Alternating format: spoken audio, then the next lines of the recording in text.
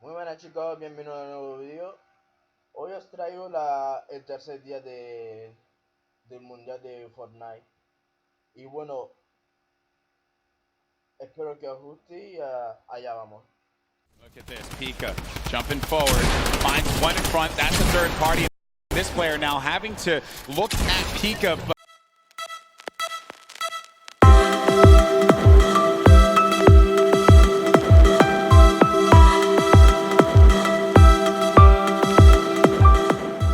Game that is still continuing to evolve and grow. Players, trying to learn one another's personalities and stuff. I understand we do have a replay, though, from one of the other eliminations that had happened earlier on. This is Pika. Look at this, Pika jumping forward, finds one in front. That's a third party. This player now having to look at Pika, but that was nasty. Pika made him pay. Pika ordered a quick two-piece chicken nugget, and Aqua was a part of it. That's so unfortunate. Aqua's really been struggling so far in the solo competition, but I'm sure it's a breeze for him now, being that he had such a huge day yesterday. But jumping in with Zate here. Right now, Aqua's playing with house money. That's what we like to say. Huge performance from Zate yesterday, but unfortunately for him, not going to be the case in Game 4. Hood J, his first elimination is on to one of Fortnite's greats, Zate. But the fight continues against Dracons. It's an artillery strike right here, and Dracons is going to have to back up here.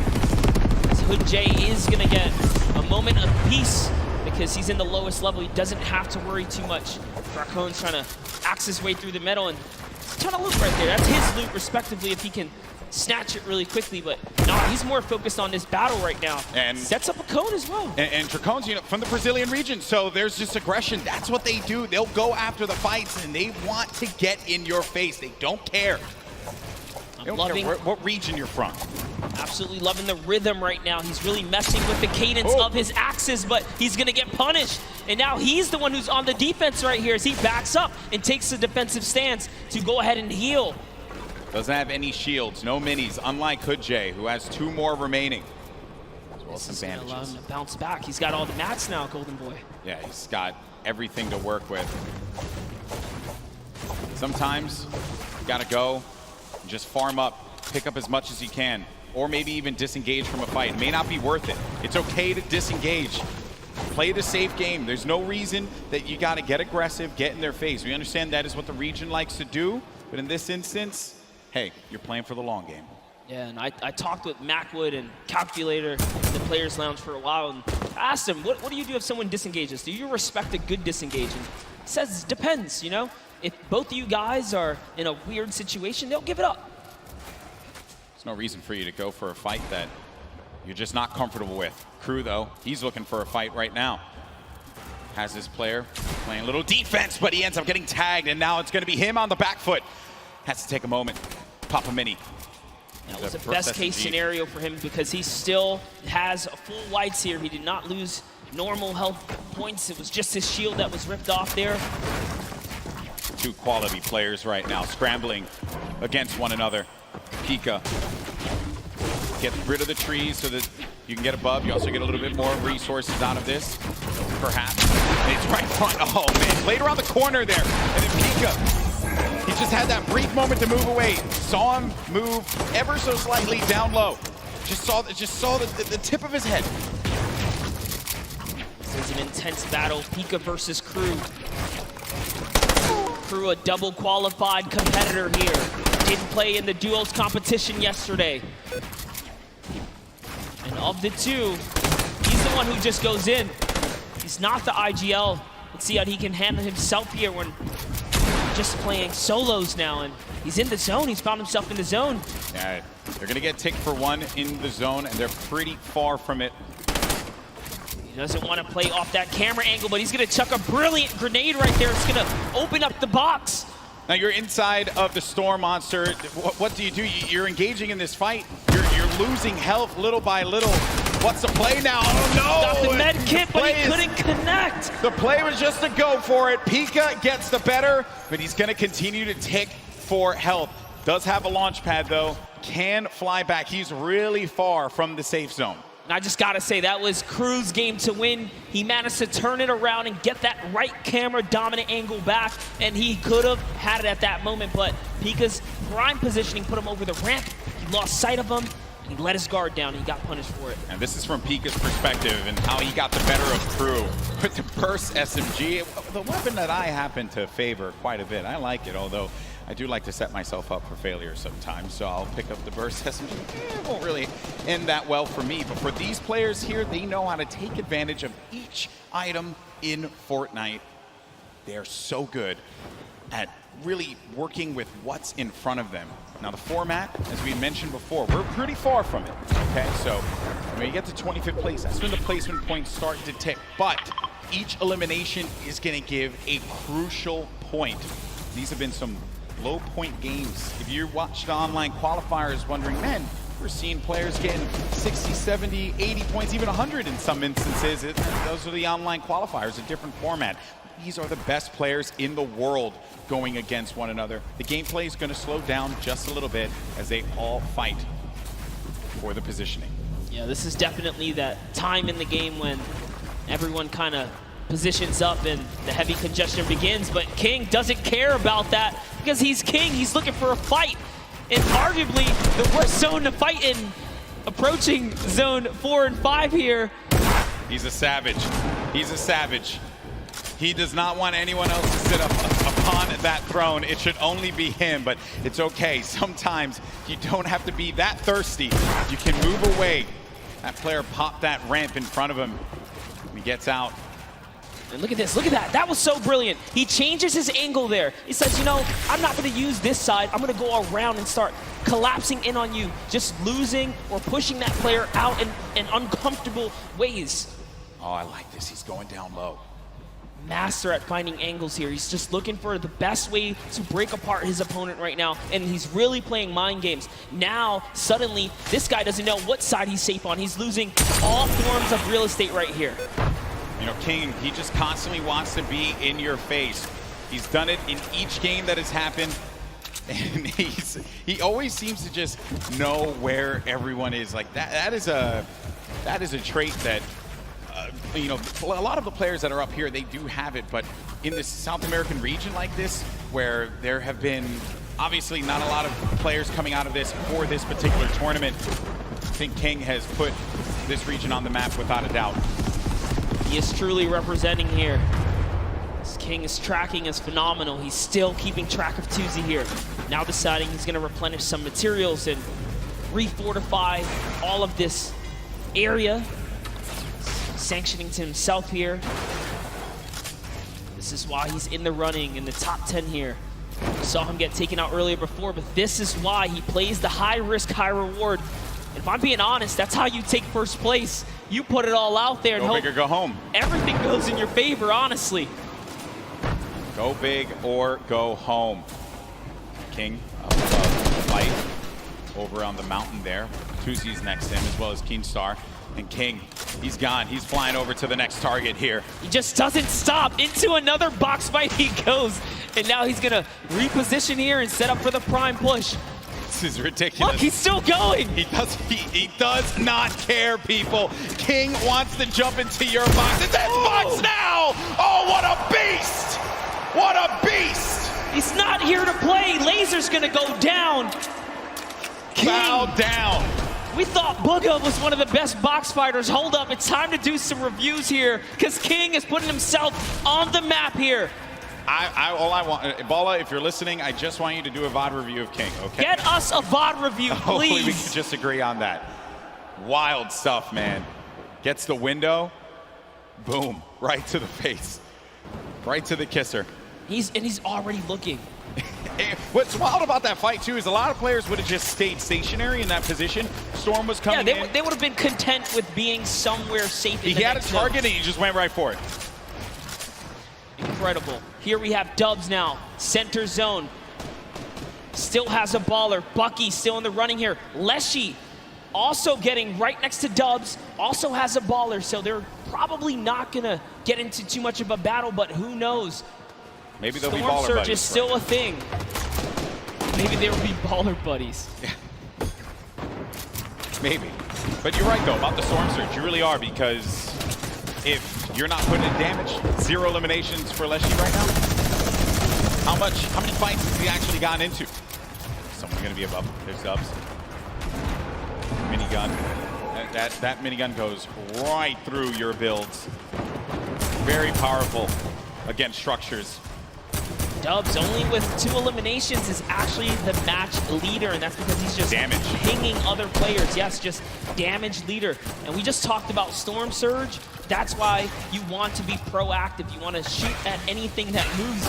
Because realistically, you don't know when you're going to find yourself in that precarious situation where you have to push someone like pretty much with, you know, without wanting to. And we were talking about this before we jumped on the cast. I think it was Zayt we were discussing. He's really good at not putting himself in a position, but still to get hurt, but still take shots. And Benji Fishy against Storm. First elim for him there. Saw that, he put the trap above his head through the window edit, opens it up and hits him with the pump. And now we're on his perspective. But as we were mentioning before, sometimes from a safe position, go for the shots. Go for the shots. Maybe you get a few ticks. Damage perhaps. And King, he's taking fights outside as well. King is still here to play Golden. 2 eliminations, 53 builds for him. Running with that blue combat shotgun. Great range on that item. It's far away though from where the half in, half out circle is going to be. We're at zone 5.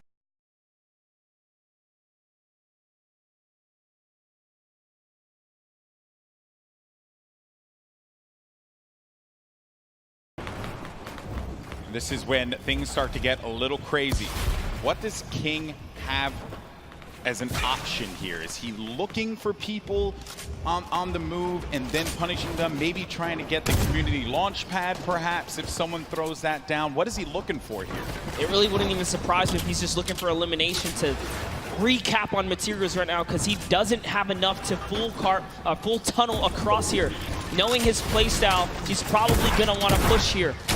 And there it is. He actually found a launch pad, so his game awareness was at an all-time high here. And take a look here. Tfue, nice little replay right there. One of his first elims. First point, as a matter of fact, against Kurtz. Tfue on the board. The King. What are the chances of that one? Yeah, the good old community launch pad right there. Great neighbors. Paying attention to what's going on here. And Tfue make a big comeback for himself here. A little concerned about that player who had edited out. And Tfue did have the mark on him. That guy though, you hate that one.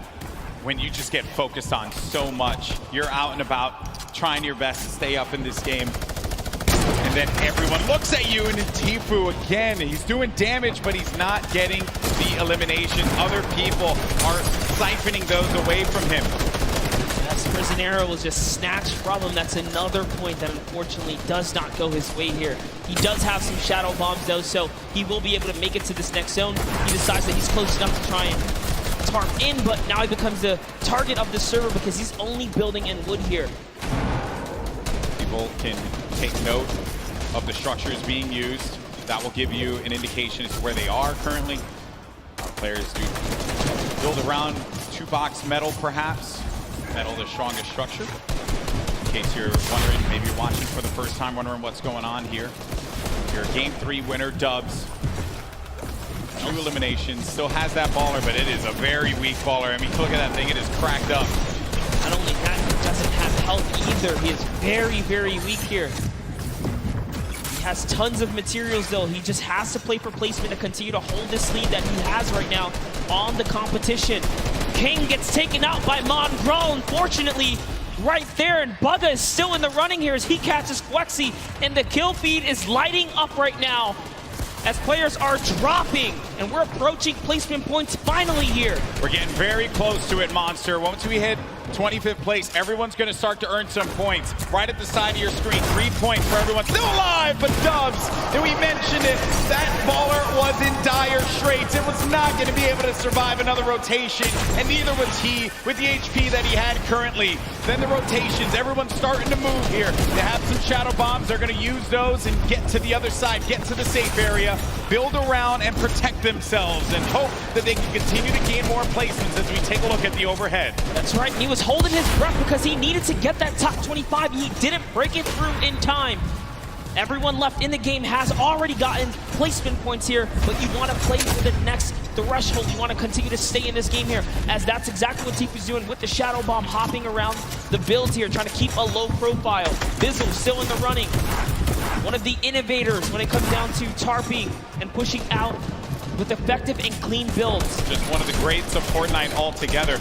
On the side, I was looking at this fight between Ruxin and Riversand. Riversand went for high ground numerous times, and Tifu gets eliminated by Mongrel. And then Rux has high ground, as you see on your screen to the left. Then you have Bizzle, still very much in this one. Takamura with 4 eliminations and earning placement points as more players begin to fall. And we're coming down to the final moments, Monster. That's right, we are. And we're going to jump into Takamura's POV here because he has 4 eliminations, and he doesn't plan on stopping. Neither does Magro, because Magro catches Benji Fishy as well. Taking a look here at Takamura, tarping out. He is going to fall down, and he's going to get shot a few times here. What's he going to do is he's going for the high ground. He sees an opportunity. It's his to take. Now jumping over with Mongrels in the low ground. Drops another player right here. Is he going to be able to connect in full? Can he convert here? He does not. So many players are landing in front of Mongrel here. Coming down to the wire. Top 9 remaining. 1 in front of Mongrel. Does he get the elim? He manages to just get away by the skin of his teeth.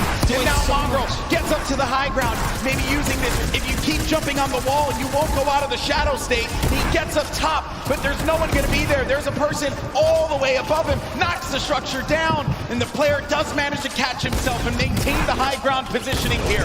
We have some great players still left in this game, but Mongrel with 4 eliminations is looking for number 5, and that was on Nate. We're now down to the final moments. Top 5 Monster. He had to fully commit there. Those are the maps that he needed. He's still in the game here. He's going to go all the way for it, and that's a trade out with the 109 to the face here. Huge elimination on Takamura. We're into a 1v1v1v1. Top 4 players now. Mongrel in the ultimate low ground, going up against a player. It's got to be Boga.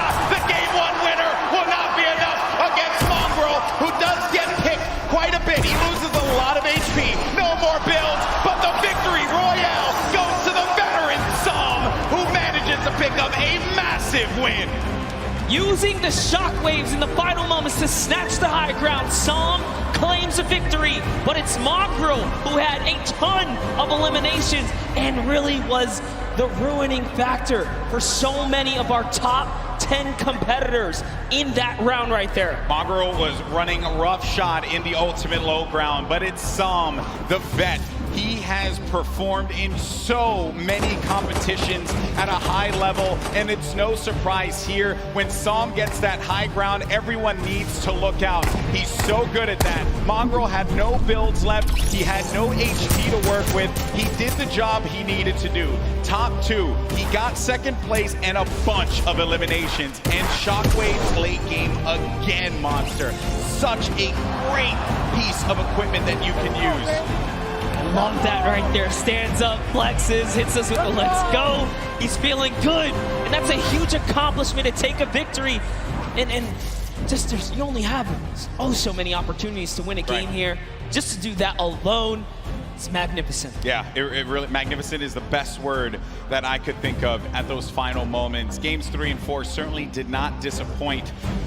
Oh, that was a wild game. Here are the standings, though. Boga still holding on to 1st place. Look how far ahead he is. 8 points currently. But Som now jumps in to 2nd place. Nate in 3rd. Riversand, who's managed to put together some great games, is in 4th. Rux as well. Epic Whale in 6th. Skite and Dubs get knocked down to 7th and 8th. And King, who has been very aggressive, is in 9th. And then Peter Pan from South Korea in 10th place. Doing so good. The last player we saw in 11th place, Epic Will, shot himself up to that front page, guys. So don't count out Andretta, Benji, Savage, or anyone else here in the top 20 because they have what it takes. Look at how close the point threshold is. Yeah. Everyone is in the running for top 10 right here, and that's life-changing prize on the line here. The stakes are so high. Yeah, the gap is so small, and these players have the capability of being able to get into the top 10.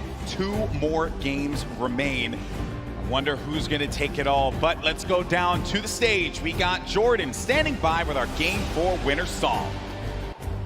And a huge Game 4 win for Psalm. Now sitting at 2nd place in the standings. Feeling really, really good right now. We're just talking about that high ground take. You said, I didn't think that it was going to work, but real domination right there at the end. What was your thought process going up against such a stacked final 10 people? I mean, some of the players that were there are all capable of clutching this up. After I got the high ground, I was just focused on playing safe, making sure I don't lose the high ground, making sure, no one influences up to take my high ground. And then, I let everyone on the ground do their thing, and then I clean up. And the cleanup was real. Back to you, Golden Boy and Monster D-Face.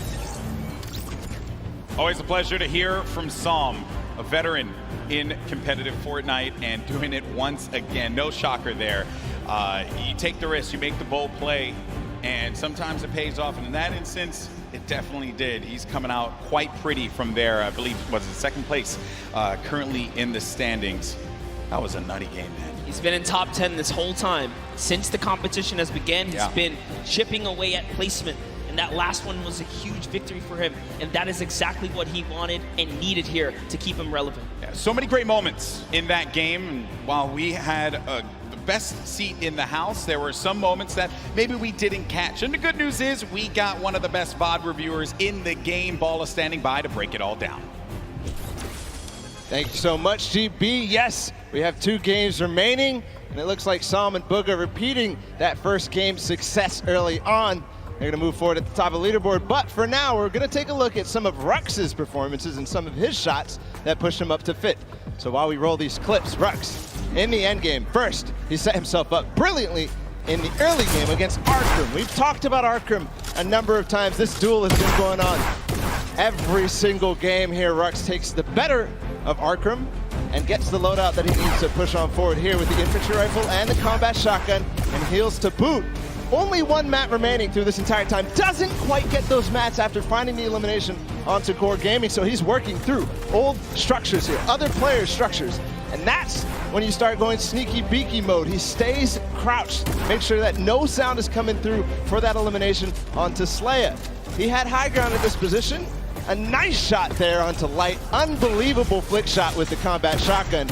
And then this is when I believe it was somebody else took high ground here. Beautiful retake. It's Stompy. Rux brings himself up into 5th place with that. We'll see if he continues to climb. But for now, we've got 2 more games to go. Gentlemen, back to you. Thank you so much for breaking that down, Balla. Rux, who has been time and time again showing up in the top 10. We always see his name, whether it be solos or even in duos, along with his teammate Pika. They always have great events. So no shocker there. But this is, what a wild ride, right? We've been on 10 weeks up until this point. All these players from around the world. I love looking at that top 10 as well, man, because it truly is a great international game that we have here with Fortnite. Yeah, you saw it unfold. Like, who would have thought King would be the man to show up today and be, like, honestly, the energy for the arena here, because he has had some of the wildest moments so far in his journey through this World Cup weekend. Yeah, that's right, that's right. It's been a wild ride here, but that's going to do it for myself and Monster D-Face, the Boricua boys. There we go, brother. Always a pleasure to cast with you. Now we're going to go to a quick break. When we come back, Courage and Dr. Lupo take the stage one more time, and then we crown our Fortnite World Champion. We'll see you in just a few.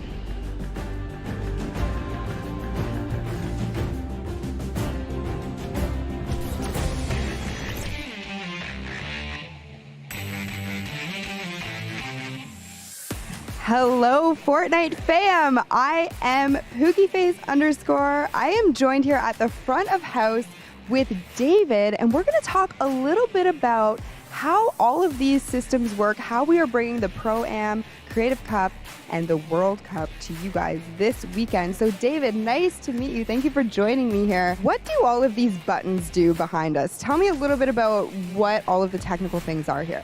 So basically this is controlling all of the lighting and all of the video for the entire show. We're pushing out all the videos that you see on all the screens, any camera shots that go up there. And then we're also making sure that all the lights are at the right levels for player faces and everything else. So it's your job to just make everyone look great, is technically what you're saying. Absolutely. Now, I know that you have some facts about the lights, the LEDs. Give me a little bit of some factoids about how all of this production pulls power and, you know, what goes into all of this. Absolutely. There's about 1,200 lighting fixtures in the room currently. We have about 18 4K video outputs to go to all the big screens. We're running about 98 million pixels worth of video space, and it's taking about 2,000 amps of power, which is about enough to run about 15 homes. Thank you so much for taking the time to speak with me today, introduce me to all of these working parts. But there are so many more things that go into all of this. So when you guys are out in the stands watching the World Cup this weekend, you have David to thank for everything.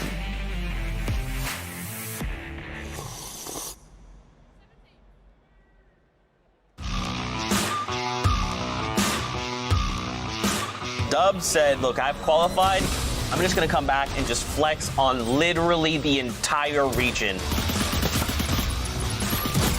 It's ridiculous. I mean, the fact that you can be so consistently good in one of the major regions. The best of the best aren't concerned with just barely making it. They want to win every fight. They want every point. That's why he's in first. There's a reason he's one of the best solo players on the planet.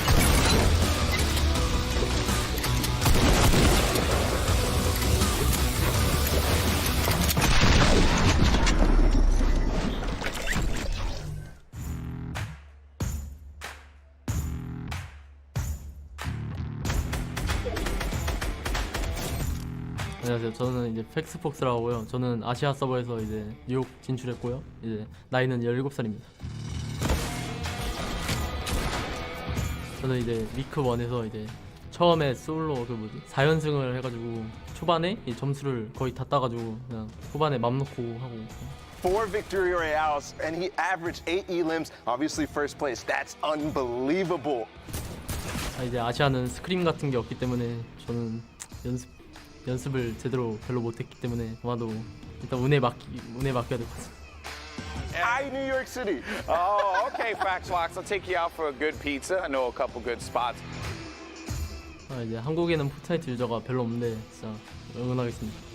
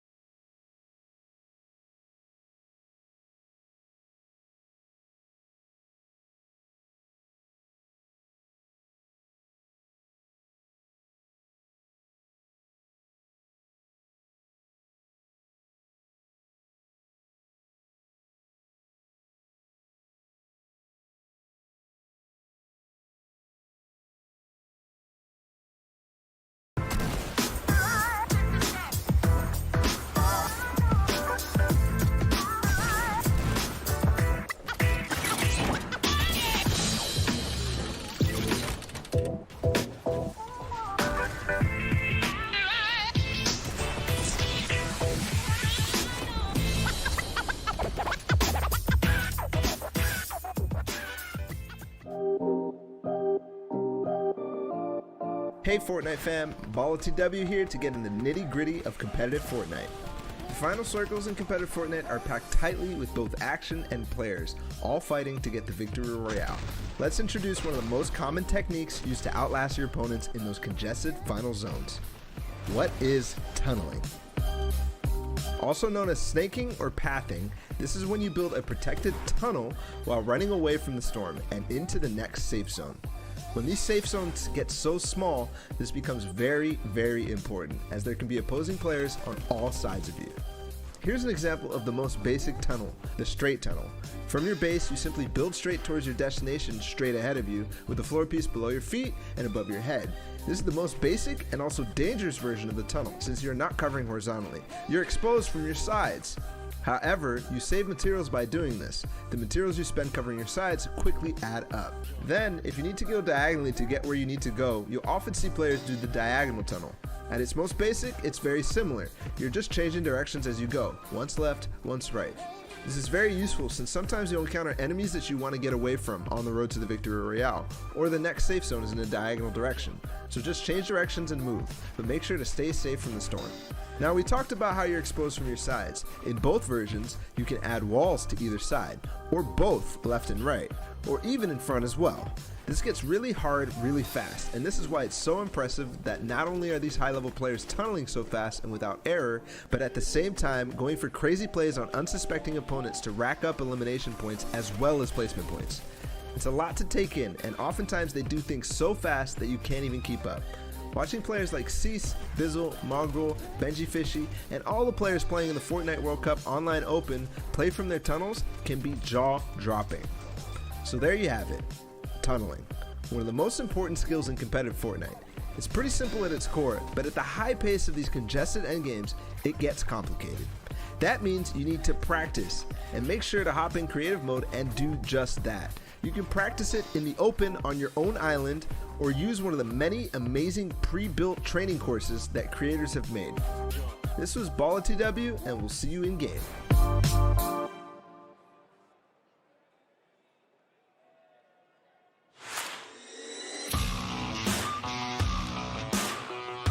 My name is Turner, aka Tifu.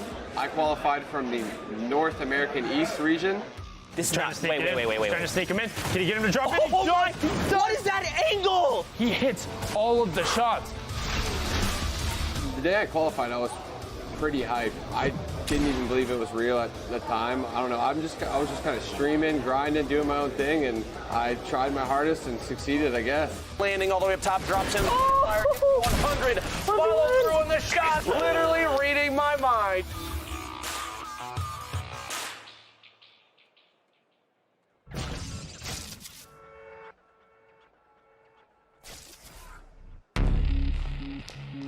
He's a special player, a generational talent. He has qualities that not a lot of young players have. He's so mature, so dedicated, very rare to see.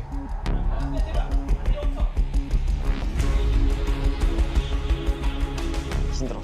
안녕하세요. 저의 이름은 김도환이고 플레이어 닉네임은 후드제이입니다.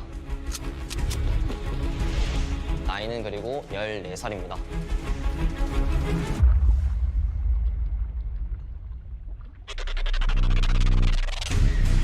He's disciplined. Jay drops down. He's focused. That was an ambitious play. He wants to push it. What a charge through the box in there. That's what he needs to do to become the best.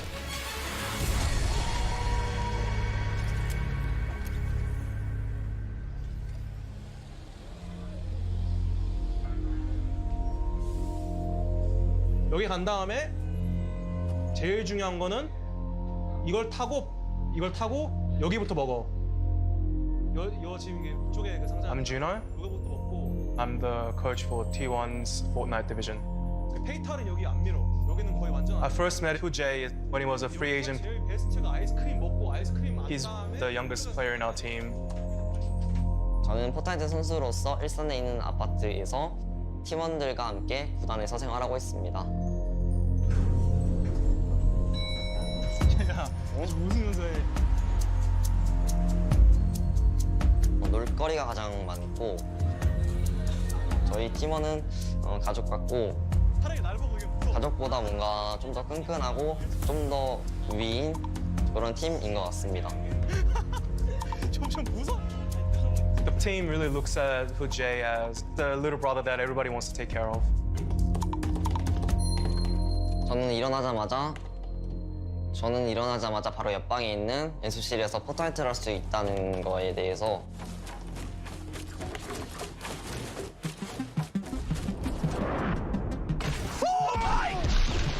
His tempo is quite a bit faster than a lot of the other players. Hood-J runs on forward. 아무래도 건설이라든지 편집이라든지 그런 부분이 좀 재미있어서이기도 하고 제 목표를 달성할 수 있기 때문입니다. 저는 포트나이트 게임을 시작할 때 이기자라는 목적으로 많이 시작합니다. Tags him and brings him down to the victory royale. He wants to always be creative, always change up his playstyle, and steal the tempo from his opponents.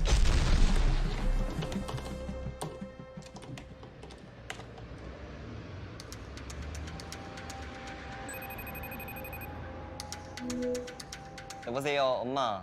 잘 지내시죠? 요즘 어떻게 지내세요? 네, 걱정 안 하셔도 돼요. 제가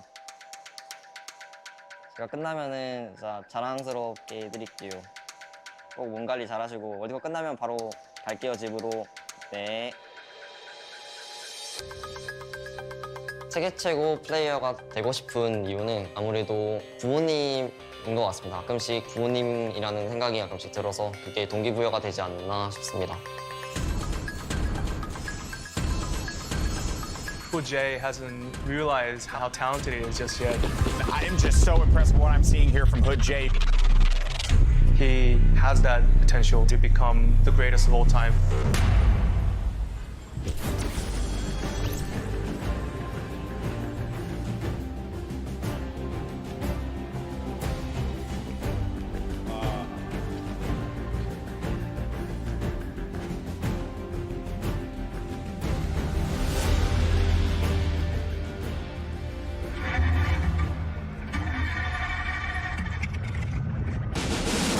Ladies and gentlemen, it all comes down to this.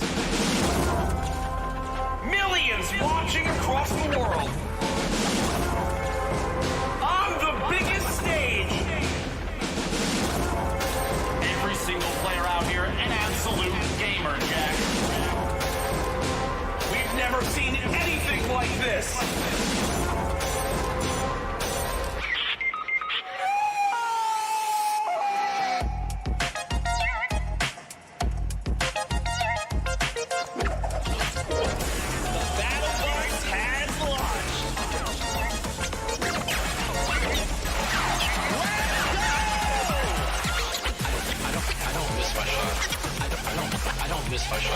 Best shadow bomb use I've ever seen, Mr. Savage M.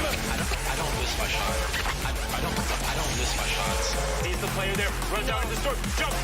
Finds him. Yeah! Qualifying for the World Cup was a major step for me to actually help out my family. I'm so happy we made it. This is literally like a dream. I was freaking out. It was awesome. Mr. Sando messaged me. He said, hey, congrats on qualifying.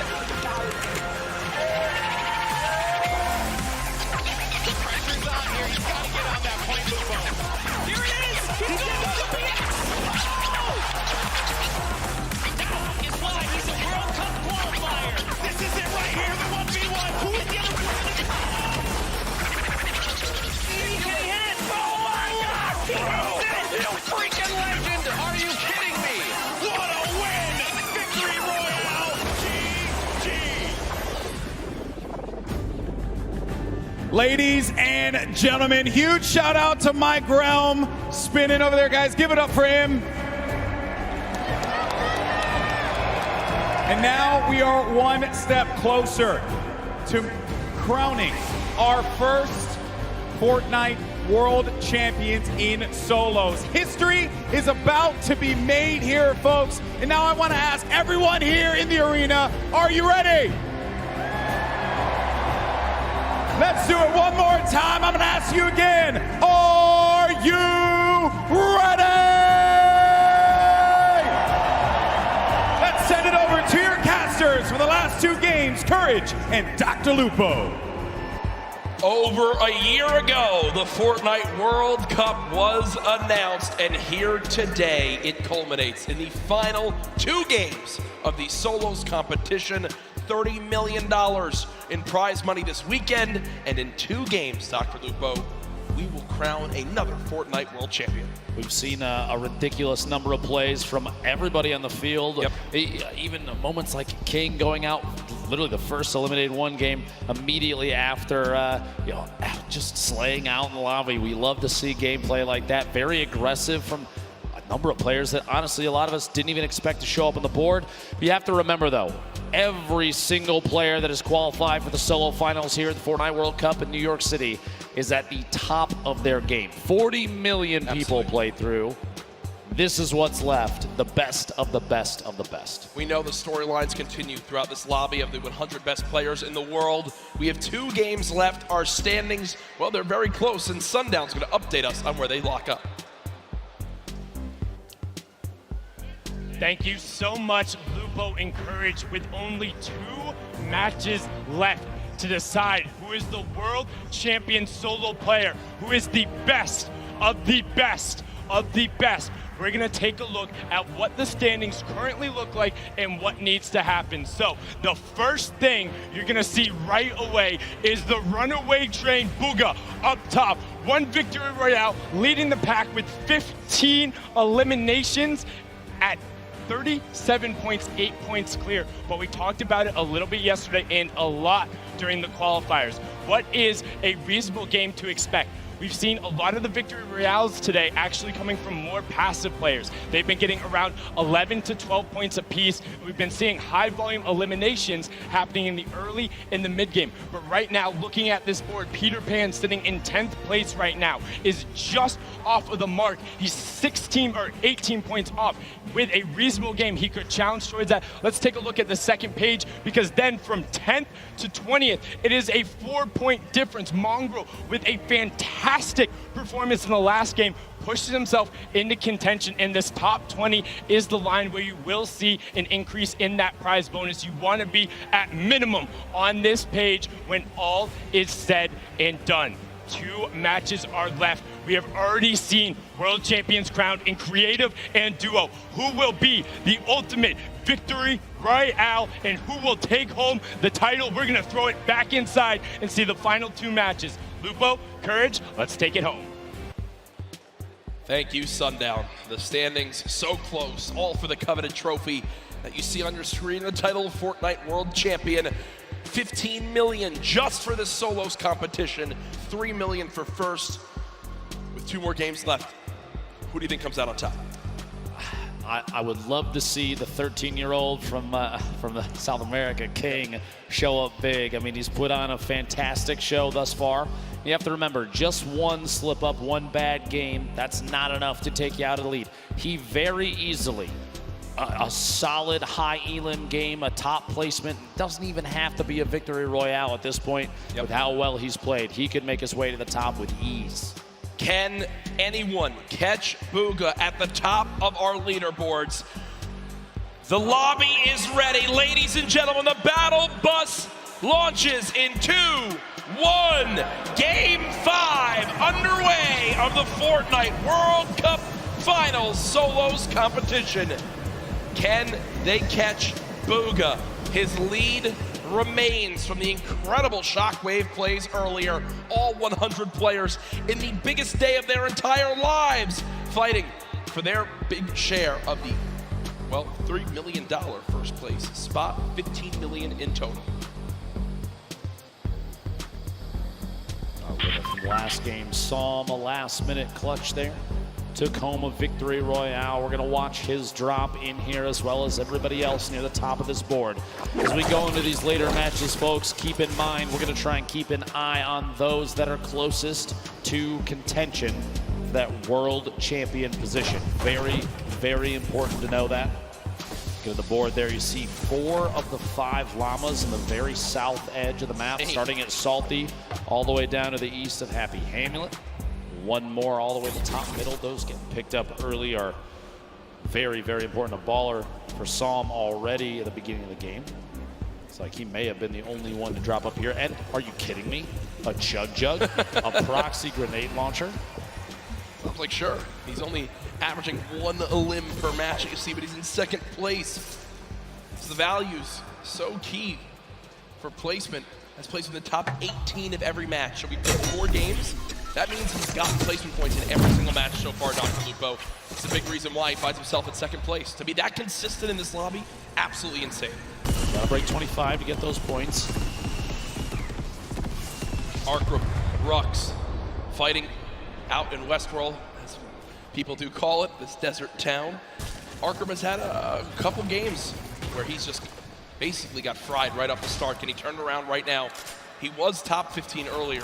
Doesn't seem to be the case anymore. Rux, who's gotten the better of him in a few of these previous games, having it back on him for a moment as that airstrike did come down.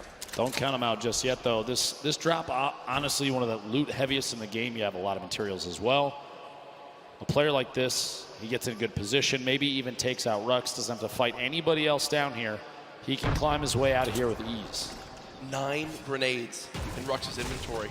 If he can somehow bait Arkram into a bad spot and use those to his advantage, it could be the thing that swings the tide in this battle. Hasn't thrown the Chug Splashes. I was going to say, wondering when he was going to begin to throw them, but there they are. Chug Splash is down. 0 limbs still, as you'd expect, as he's still looking around for where Arkram could be. Maybe the hope to save those. We didn't have to necessarily use them just yet.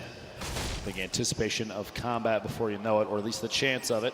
I'm going to throw those down real quick. 40 HP shield. These two just kind of at a stalemate at the edge of the map, waiting to see if there's an opportunity to make a play. They are outside the safe zone quite a bit. So at some point, the zip lines or even the quad that spawns here might be the key to getting all the way into the safe zone soon. Grenades going out, but beamed. Rux takes quite a bit of damage from Arkram, and aggression begins. The build up, and he's going to try and take the high ground. Shots from Rux, no contact just yet. He's going to have to do some damage before you know it. Only 96 HP is not going to necessarily be enough against a player with accuracy like Arkram. But he does have the combat shotgun, which is the ultimate tool this early in the game. Rux still at 96 health, has those grenades in his back pocket. Hasn't thrown any more yet, 15 builds still remaining. A very intense fight for these two. The shot comes through, down to just 41 HP. Rux versus Arkram, who can come out on top? Rux still with high ground. Arkram down below. Will he begin to throw these grenades? It doesn't appear so. Only 6 builds left. And remember, with only 2 games remaining in the competition today, this could spell disaster for their final performance. Arkram popping 1 shield. Definitely has a major health advantage, but still, height can make all the difference as he has the combat shotgun, but looks like for now, he'll just back on. I was anticipating if Rux had made a tag, if he'd gotten damage on Arkram down at the bottom of that building, I would have expected a push, 100%. A chance to pick up that the 50 HP or shield because of Siphon. No damage dealt there, so Rux decides to opt his way out. King, one of our high elim players, 35 HP, gonna try and get that med kit off, but he can't quite. Time to fight it out. A little bit of a build.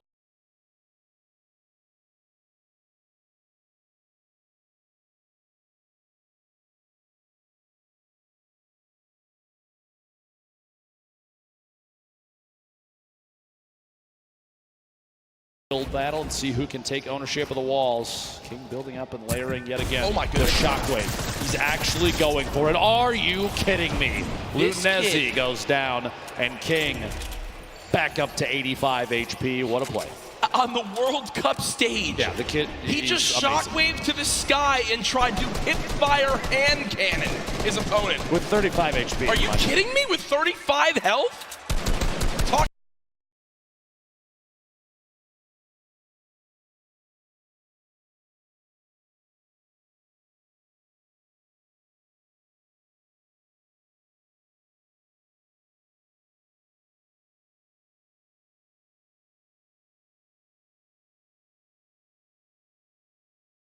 About confidence.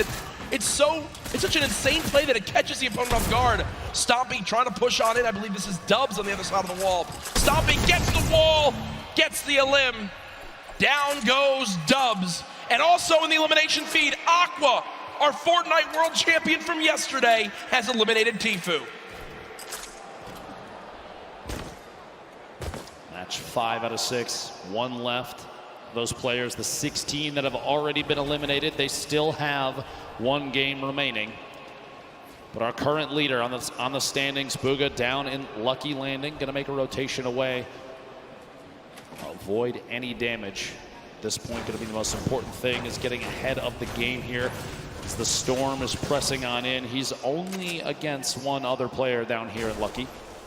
So the opt to rotate out to the west towards the river, probably the best one in the situation. Doesn't want to get challenged. He's got a free rotation up now. Slip is right there. Without realizing it too, he is relatively close to 2 llamas in the south edge of the map. Wonderful spot, either of them, one on his left, one on his right. I doubt he will since he's going through the low ground, but Bugha, so far, Ben, 3 out of the 4 games has been fantastic performances. He had one where he dropped off early. Remember, he, was eliminated within the first 10 players in the game, but still keeping his lead because of how well he's performed in the other 3 games up to this point. Teak did show some aggression there for a moment, but decides, nope, I'm going to fall on back. Don't want to take this 1v1 out in the open. Would rather go continue to loot on up, earn more materials because, hey, 45 builds, you think, that's a lot, but not in any case in a competitive lobby like this. And, well, since he fell back, he's able to get himself a combat shot there. Feel good about that. Clicks in the feed, picking up an elimination on Nate. Down to 81 players remaining as this first circle starts to close. 52 seconds left before that happens. And this first zone, very central on the map. No super drastic rotations need to come on through. Here's a replay from earlier on of how Aqua challenged and eliminated Tfue. Tfue goes for the slurp, Aqua gets the floor, and Tfue stands no chance, can't even fire a shot. And there's the frustration from Tfue, as he knows he has not had the... Y bueno, chicos, hasta aquí el video de hoy. Espero que os haya gustado. Y ya sabéis, si queréis más videos como este, deja un montón de like, no olvidéis suscribiros, darle a la campanita. Y bueno, hasta aquí. Y chao, hasta el nuevo video.